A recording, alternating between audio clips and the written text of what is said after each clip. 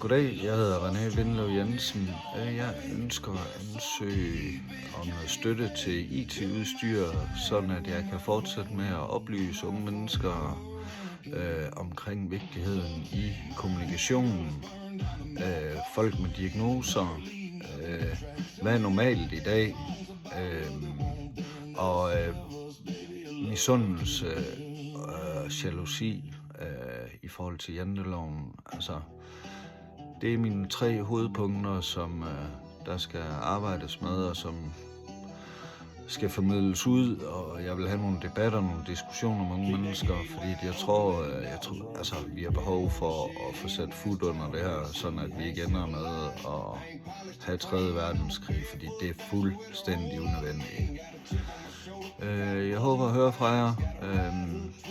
Tak fordi I overhovedet gad lytte på mig, så det er jeg meget bæret over, at I vil tage den tid til det. Så I må have en fortsat god dag. På forhånd tak.